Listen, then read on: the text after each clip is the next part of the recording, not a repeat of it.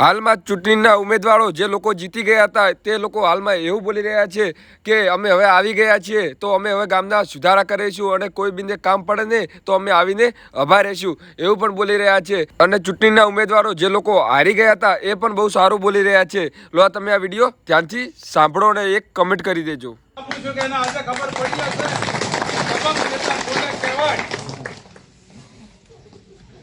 તેને પણ video viral કરતા બહુ સારી વાત છે।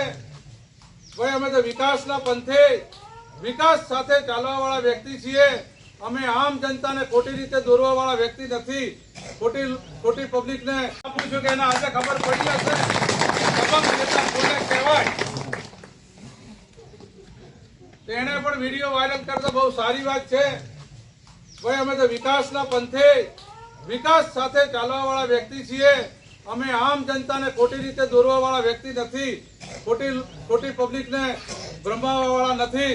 હું મારી જનતાને આજથી સંકલ્પ લઉં છું કે આવતી જિલ્લા પંચાયતની અંદર હું તમારા આગળ ઉમેદવાર થઈને આવીશ અને આવતી જિલ્લા પંચાયતની અંદર તમે મને એમ કહેવા જોઈશો કે વેચાતભાઈ તમારે અમારા ગામની અંદર પ્રચાર કરવા આવવાની જરૂર નથી। હું 5 વર્ષની અંદર એક વ્યક્તિના ઘેર કોમ કરવા માટે હું તમારા આગળ બંધાવું છું ભાઈ। નમસ્કાર। ભારતીય રાષ્ટ્રીય કોંગ્રેસ પક્ષમાંથી વોર્ડ નંબર 6 માં મને જંગી બહુમતીથી વિજય બનાવી છે એટલે વોર્ડ નંબર 6 ની જનતાનો ખૂબ આભાર માનું છું। તમે એટલો બધો વિશ્વાસ કર્યો મારા ઉપર કે જે હું કલ્પના પણ નહોતી કરી। હું આ વિશ્વાસ તમારો તોડું નહીં। તમે જે મારા ઉપર વિશ્વાસ કર્યો છે અમે કામ કરીને તમારે બતાવીશું ને તમારો વિશ્વાસ પર ખરા ઉતરીશું। હું વોર્ડ નંબર 6 ની જનતાનો ખૂબ આભાર માનું છું। Thank you. જય માતાજી। નારાચૌદ તાલુકા પંચાયતમાં અમોએ આ વખતે અપક્ષ તરીકે ઉમેદવારી નોંધાવી હતી પક્ષ અને વિપક્ષ સામે। 1431 વોટની લડત સાથે આપણે બીજા ક્રમે રહ્યા છે અને પક્ષ સામે આપણી હાર થઈ છે। અત્યારે આપણી એક એવી હાર થઈ છે કે એમની જીતની ખુશી કરતાં આપણી હારની ચર્ચાઓ અત્યારે ગામે ગામ વધારે છે કે આ પાર્ટી કેવી રીતે અત્યારે હારી ચૂકી છે। પણ કોઈ વાંધો નહીં। ગામ અજપુરા, મીઠાપુરા, લહેરીપુરા, સાગર, નામુવાડા, કૃષ્ણનગર, ઝુમખા, ગુતરડી અને નારામથી બહુ સારામાં સારા 1431 તરીકે આપણને વોટ મળ્યા છે, પ્રેમભાવ મળ્યો છે, એમનો એક વિશ્વાસ મળ્યો છે। એમની જોડે અમે કાલે પણ સાથે હતા અને આવનારી પલોમાં પણ અમે એમની સાથે રહીશું। આ એક હાર નહીં પણ એક જાતનો એક સંબંધ બંધાયો છે અને અમે સંબંધને આગળ વધારીશું। કંઈ વાંધો નહીં। હાર જીત તો પક્ષમાં હોય છે જ અને કોઈ એકની તો જીત થવાની જ હતી। હવે આગળના ક્ષણોમાં સેવાભાવીથી અમે પણ આ આગળના કામ કરતા રહીશું અને બધા સાથે હળી મળીને રહીશું। જય માતાજી। નમસ્કાર સૌને જય શ્રી કૃષ્ણ। હું છું પાયલ સાકરિયા। આજે હું વિડીયો એટલા માટે બનાવું છું કે ગઈકાલથી સતત મને ફોન આવી રહ્યા છે કે ખરેખર હું હારી ગઈ છું। એટલા માટે વિડીયો બનાવું છું કે હા ખરેખર હું પૂણા વિસ્તારમાંથી 350 મતથી હું હારી છું। 700 જેટલા મત વધારે ભાજપને મળ્યા છે। એટલે આજે વિડીયોના માધ્યમથી તમામ લોકોને કહેવા માંગુ છું કે ખરેખર હું પૂણા વિસ્તારમાંથી 350 મતથી હારી છું। પણ તમામ લોકોએ જે અમને મત આપ્યા એ તમામ લોકોનો હું ખૂબ આભાર માનું છું। કેમ કે અમે કામની રાજનીતિ લઈને 2021માં આવ્યા હતા કે અમે કામ કરીશું। 5 વર્ષમાં અમે કામ કરીને બતાવ્યા છે અને આ વખતની ચૂંટણીમાં જે પ્રમાણે જિલ્લાવાદની રાજનીતિ આપણા વિસ્તારમાં થઈ, જે પ્રમાણેની જાતિવાદની રાજનીતિ આપણા વિસ્તારમાં થઈ અને કદાચ જિલ્લાવાદ અને જાતિવાદ વધારે હાવી થઈ ગયો છે કામની રાજનીતિ ઉપર, પણ આવનારા સમયમાં ફરી વખત કામની રાજનીતિ લઈને પાછા વચ્ચે આવીશું।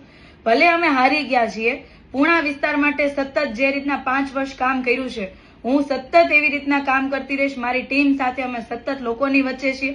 જ્યારે પૂણા વિસ્તારના જે લોકોને જરૂર પડશે, જે સમસ્યા હશે એનું નિરાકરણ કરવા માટે સતત અમે વચ્ચે છીએ। 5 વર્ષમાં આપણે આપણા વિસ્તારની અંદર એટલે કે સારી 50 બેડની હોસ્પિટલો બનાવી દીધી। આપણા વિસ્તારમાં નવી સરકારી શાળા બનાવી। જૂની શાળાની અંદર 2 કરોડ ઉપરની ગ્રાન્ટ આપીને અતિ આધુનિક બનાવી દીધી। પૂણા વિસ્તારના રોડ રસ્તા સારા બનાવી દીધા। પૂણા વિસ્તારની જેટલી પણ સમસ્યા હતી, જે ખાડી પેક કરવાની સમસ્યા હોય તો ખાડી પેક કરવા માટેનું કામ મંજૂર કરાવી દીધું। બંને બાજુથી કામ ચાલે છે। હાઈ ટેન્શન લાઈનો હટાવી દીધી। એટલે કે પૂણા વિસ્તારના મોટા ભાગના કામ 5 વર્ષ દરમિયાન મેં કરાવી દીધા છે। બસ હવે ભાજપના જે ઉમેદવારો જીત્યા છે એમની પાસે એટલી જ અપેક્ષા છે કે જે રીતે મેં અને મારી ટીમે 5 વર્ષ કામ કર્યું છે પૂણા વિસ્તાર માટે, જે લાગણીથી કામ કર્યું છે, પૂણા વિસ્તારને આગળ લઈ જવા માટે કામ કર્યું છે, પૂણા વિસ્તારે વેસુ જેટલો જ વેરો ભરે છે, તો 5 વર્ષ દરમિયાન 380 કરોડના કામ અમે મંજૂર કરાવી શક્યા છીએ, કામો કરાવી શક્યા છીએ અને હવે આવનારા 5 વર્ષમાં પણ પૂર્ણા વિસ્તાર જેટલો વેરો ભરે છે એટલા જ પ્રમાણની ગ્રાન્ટ આવે ને એટલા પ્રમાણના કામો થાય એટલી જ અપેક્ષા રાખું છું. પણ ફરી વખત જે લોકોએ અમને મત આપ્યા છે એમનો પણ ખૂબ ખૂબ આભાર માનું છું કે જેમણે કામની રાજનીતિ અપનાવી છે, અને જે લોકોએ મત નથી આપ્યા એમનો પણ ખૂબ ખૂબ આભાર માનું છું કે અમે 5 વર્ષ દરમિયાન અમે ફરી વખત જે જગ્યા ઉપર કચાશ રહી ગઈ છે, જે જગ્યા ઉપર અમે કામો અમે નથી પહોંચાડી શક્યા, જે અમારી ભૂલ રહી ગઈ છે એ ભૂલ સુધારીને ફરી વખત આવનારી ચૂંટણીમાં આવીશું. પણ આ દરમિયાન 5 વર્ષ સુધી હું તમારા સાથે છું, તમારી વચ્ચે છું, અને આ પૂર્ણાની અંદર જ્યારે જરૂર પડશે, લોકોના જ્યારે કામની જરૂર પડશે, સમસ્યાની સામે અવાજ ઉઠાવવાની જરૂર પડશે ત્યારે હું હંમેશા તમારા બધાની સાથે છું, તમારી વચ્ચે છું. એટલે ફરી વખત કહી દઉં છું કે પૂર્ણા વિસ્તારમાંથી હું 350 વોટથી હારી ગઈ છું. જય હિન્દ, જય ભારત.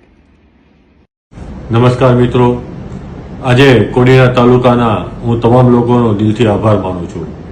કોંગ્રેસને 12 સીટ, અપક્ષને 13 અને ભાજપને 11 સીટ. ભાજપના તમે જે સુફરા સાફ કરી નાખ્યા છે, કારણ કે અહીંયા તમે જોવો છો જે રીતના વડનગર જિલ્લા પંચાયત તમે જે બહુમતી આપી અને કોડીનારના ગામથી જે બહુમતી મળી છે એ બદલ હું કોડીનારના તમામ લોકોનો દિલથી આભાર માનું છું. આવનાર દિવસોમાં આપણે કોંગ્રેસને વધુ મજબૂત બનાવીએ, લોકોના જે પ્રશ્ન છે તેને હલ કરીએ અને જે આ તાનાશાહી સરકાર છે એને દૂર કરી અને 2027માં બી ફરીથી ગુજરાતમાં કોંગ્રેસ લાવીએ એ જ અભિનંદન. તમારા બધાનો દિલથી ખૂબ ખૂબ આભાર. જય હિન્દ, જય ભારત. ગુજરાતમાં સ્થાનિક સ્વરાજની ચૂંટણીઓના આજે પરિણામો આવી રહ્યા છે અને જે પરિણામો આવે છે એ જનતાનો જનાદેશનો અમે સાદર સ્વીકાર કરીએ છીએ. પણ છેલ્લા ઘણા સમયથી જે ભારતીય જનતા પાર્ટીનું કુશાસન, ભ્રષ્ટાચાર ને એની સામે લોકોની જે નારાજગી હતી, જે આક્રોશ હતો, એ આજે મતમાં પરિવર્તિત થયેલો નહીં હોય એવું દેખાઈ રહ્યું છે. ત્યારે ગુજરાતમાં અનેક જગ્યાએ તાલુકા પંચાયતોમાં, નગરપાલિકામાં પ્રજાએ કોંગ્રેસના ઉમેદવારોને આશીર્વાદ આપ્યા છે, બહુમતી આપી છે. ત્યારે અમે ભ્રષ્ટાચાર મુક્ત, લોકાભિમુખ વહીવટ થાય અને પ્રજાના પ્રશ્નોનું નિવારણ થાય એ તમામ સ્થાનિક સ્વરાજની સંસ્થાઓમાં સુનિશ્ચિત કરીશું. સાથે સાથે જ્યાં અમે વિપક્ષ તરીકે છીએ ત્યાં પણ પ્રજાના પ્રશ્નોને મજબૂતાઈથી ઉઠાવીશું.